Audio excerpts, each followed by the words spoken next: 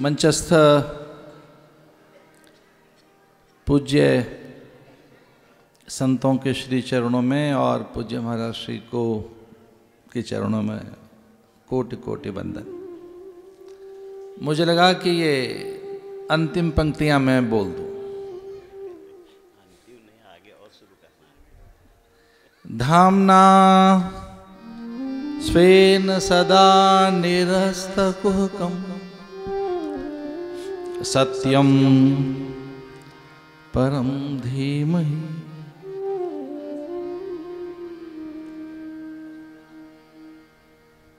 अद्भुत प्रसंग। हम शून्यता के लिए और भक्ति विषयक ये चर्चा।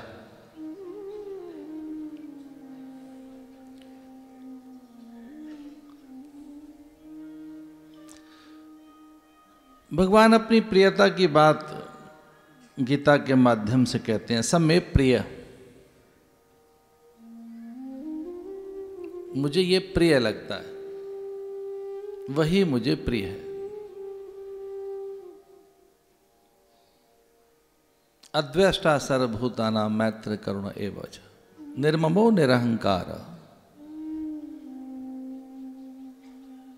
जो उन्हें रुचिकर नहीं लगता वो उन्होंने बताया है। अनपेक्षा सुचिर दक्ष।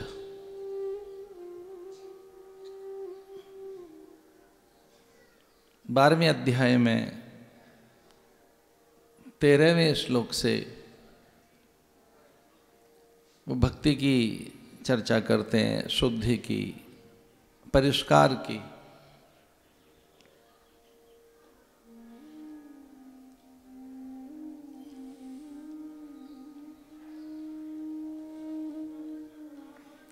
जैसे मलमूत्र से लिपटे हुए बालक को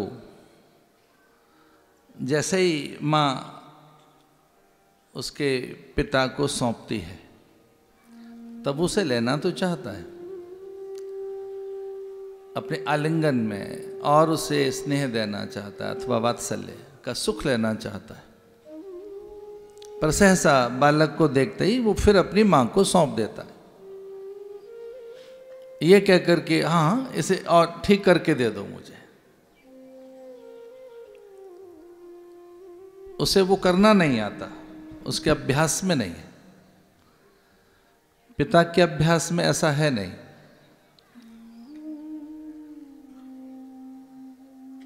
और वो माँ के अभ्यास में है। इसलिए माँ पहली गुरु है या वो आचार्य पहली अथवा पहली देवता है, क्योंकि वह शौचाचार का बोध कराती है। शौचाचार, शिष्टाचार, लोकाचार, सभ्याचार, सदाचार, शिष्टाचार। वो पहली गुरु माँ है। और बस वो कार्यालय से आया है, खेत खलियान से, उद्यम से, दूर देश से लंबी यात्रा करके वो अपने बालक का मुखमंडल देखना चाहता है, उसे चूमना चाहता है, अंक में रखकर वात्सल्य का सुख लेना चाहता है। किसी ऐसा बालक उसी समय मलमूत्र कर देता है तो बालक को लेते लेते फिर उसे उसी को उसकी माँ के हाथों में सौंप देता है, ये कहकर कि इसे और ठीक कर दीजिए। माँ मलमूत्र से अलग करती है, बालक को स्नान कराती है, सुंदर वस्त्र पहनाती है और फिर उसका पिता बालक का गोद में लेता है। ठीक वैसे ही ऐसा ही है। भक्ति महारानी माता हैं, वो हमें शुद्ध करके भगवान को सौंप देती है। ऐसे ही भक्ति है, वो हमें फिर से हमें योग्य बनाती है।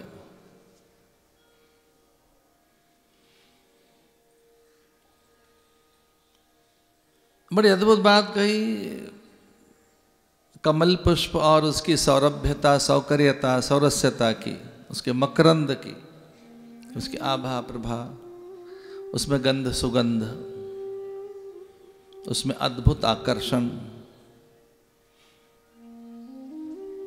उसी से पुष्प की शोभा है। तो अगर ज्ञान पुष्प है तो उसके भीतर का मकरंद, उसकी सुगंध, सुवास, सौकर्यता, उसकी सौरस्यता, सौरभ्यता, सुकोमलता, उसमें एक अद्भुत आकर्षण, वही भक्ति है। वसनहीन नारी की चर्चा और वसन युक्त चर्चा, तो ये जो बातें हुई हैं बड़ी अद्भुत हैं।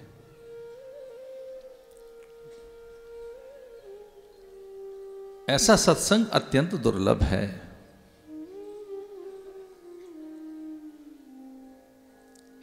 भगवान भाष्यकार कहते हैं वो निर्मल चित्त हो, निश्चल चित्त हो, वो निर्मोहत अवस्था हो अथवा जीवन मुक्ति, उसका कोई सूत्र है तो वो सत्संग ही है, जो यहां सहज उपलब्ध हो जाता है।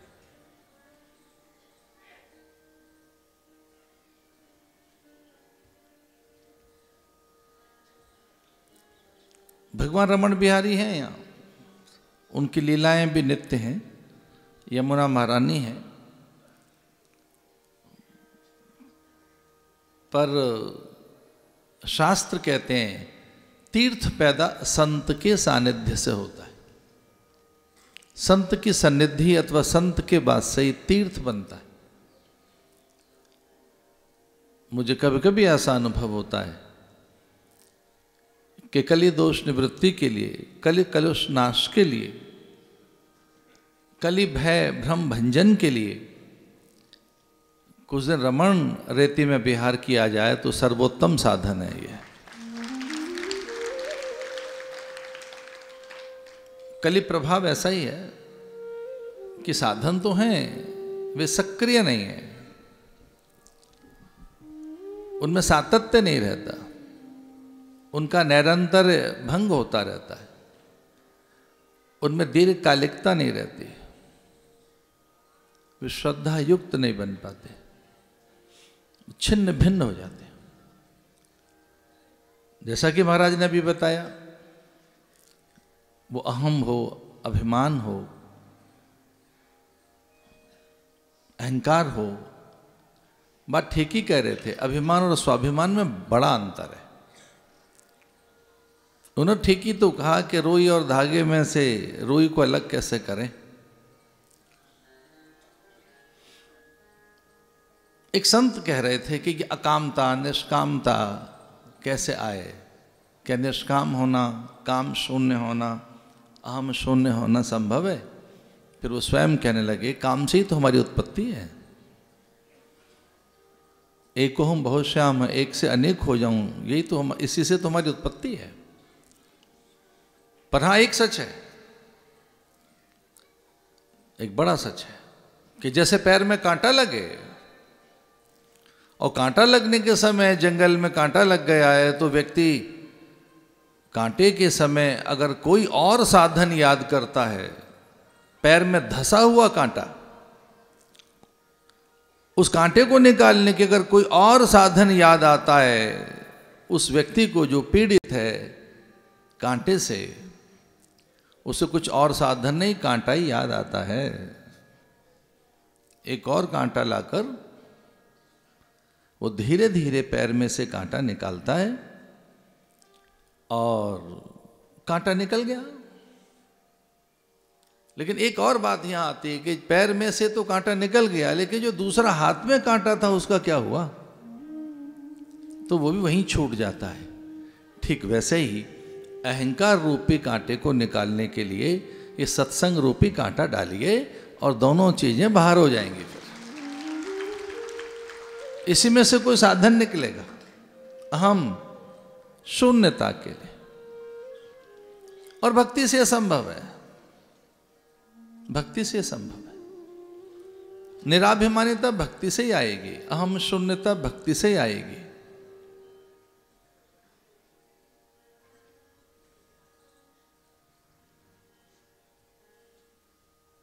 यह गुण साधनते नहीं हुई। ये कुछ इस तरह की चीज है जो साधना से नहीं होगी। जैसा पूज्य महाराज कह रहे थे, गीता मनीषी जी, कि वो कृपा साध्य है, अनुग्रह साध्य है, साधन साध्य नहीं। तो कुछ ऐसी चीजें यहीं प्रकट होंगी। अंतःकरण की निर्मलता, यहीं वो अकामता आएगी, निराभिमान्यता आएगी, यहीं से। उसके लिए साधन भक्ति ही श्रेष्ठ है। यद्यपि इस क्रम में ऐसे देखा जाए तो हम वेदांती हैं। महाराज जी स्वयं, हमारे पूज्य स्वामी गोविंद देव जी महाराज, पर वो विलक्षण भक्त भी हैं। और जिनका साधन उन्होंने किया गुलाब राय जी का, वो तो स्वयं को अपना वो एक तरह से प्रियतम मानते थे स्वामी को, मधुरा भक्ति। तो हम ये 2-3 महात्मा हम देखा जाए तो हम इधर के ये सन्यासी, लेकिन जब हम यहाँ आते हैं तो हमें ऐसा लगता है कि ज्ञान तो बच्चा है भक्ति का, भागवत में तो बालक है वो। जब हम भागवत पर ध्यान देते हैं तो ज्ञान और वैराग्य भक्ति के बालक हैं। और कोई हमसे पूछे कि माँ बड़ी है कि बेटा, कि बड़ा कौन है, तो फिर माँ ही बड़ी है, भक्ति ही बड़ी है। लेकिन हाँ, वो इस योग्य बनाती है कि जैसे वो माँ मलमूत्र से विलक कर बालक को अच्छे वस्त्र पहनाकर फिर से उसे सुंदर सजाकर पिता के हाथों में सौंप देती है, वैसे ही भक्ति कार्य करती है। वो भगवान के हाथों तक हमें पहुंचाती है। हम उस योग्य हो जाते हैं, उसकी कृपा के या उसके योग्य बन जाते हैं। तो मूलतः ये पात्रता की साधना है, ये योग्यता की साधना है। ये वैसा बनाती है जैसा जैसा हमें होना है। आपने ठीक ही संकेत किया महाराज, मलुक पीठाधीश्वर जी महाराज, पंडित ज्ञा प्रसाद जी महाराज ने ठीक ही कहा होगा कि वो तो बड़ा भोला है, वो ऐसे काबू नहीं आएगा, उसके तो सरलता चाहिए, बहुत निर्दोषता, बहुत पवित्रता। निर्दोषम समम ब्रह्म, बहुत निर्दोष हो तो फिर उस जैसा बन जाता है। तो वैसी निर्दोषता, सरलता, सहजता, स्वाभाविकता, नैसर्गिकता अगर कहीं से प्रकट होगी तो वो सत्संग है और वो साधना सहज सुलभ है। बस इतना ही काफ़ी है। हम अभी तो हम हैं यहाँ, महाराज जी भी हैं, धीरे से हमने संकेत में पता लग गया किस किस की स्थूल उपस्थिति अभी कब तक है। तो हमारे दक्षिणामूर्ति वाले महाराज जी, गोविंद देव गिरी जी महाराज हमारे, अभी हम सब, मैं स्वयं भी, अभी हम सब हैं, सत्संग का आनंद लेंगे। सायंकाल के सत्र में अन्य महापुरुषों को भी सुनेंगे। सबसे अधिक लाभ और आनंद अथवा आह्लाद तो तब होता है जब महाराज उस कोने से देखकर हमें आशीष दे रहे होते हैं, हम मुस्कुरा रहे होते हैं बैठकर, वो अलग सुख है। कुछ चीजें शंकर ने कहा बताई नहीं जा सकती, सो सुख उमा जाए नहीं बरना। कुछ चीजें वो कहती हैं वो हमसे तो नहीं होंगी। अब कोई भगवान स्वयं चोरी करें तो अच्छा नहीं लगता, पर उनके मुंह से निकला तो है कि उन्होंने भी चौर कर्म किया। अब वो चौर कर्म क्या है, महादेव से क्या हो गया ऐसा कि महादेव भी चोरी कर रहे हैं। तो उन्होंने अपनी पत्नी से कहा कि वो मैं चोरी चोरी वेश बदलकर छदम वेश में मैं भी सत्संग सुनने जाता रहा हूं, मैं स्वयं भी। तो अगर महादेव भी चोरी चोरी सत्संग में आए तो एक सुख तो है इसका, अपना एक आनंद तो है। और यहीं से भक्ति उदय होती है, ज्ञान भी यहीं से उन्हें जीवन मिलता है, ज्ञान को, वैराग्य को, यहीं से वो जीवन पाते हैं। वो जो मरणासन हो जाए, मृतप्राय हो जाए, अथवा उनमें जीवन न रहे, तो मृतप्राय ज्ञान वैराग्य को अथवा कष्ट में भक्ति को भी, अगर वो बहुत कष्ट में है तो साधु के पास जाकर ही वो सहज होती है, सत्संग से ही वो अपने मूल रूप में लौटती है। ऐसी कुछ चर्चाएं सत्पुरुषों के माध्यम से हो रही हैं। इन्हीं शब्दों के साथ मैं अपनी ये वाक पुष्पांजलि, ये वाइखरी अथवा वांग्मयी सेवा को विराम देता हूँ। अपराह्न में फिर आपके दर्शन होंगे। ओम शांति।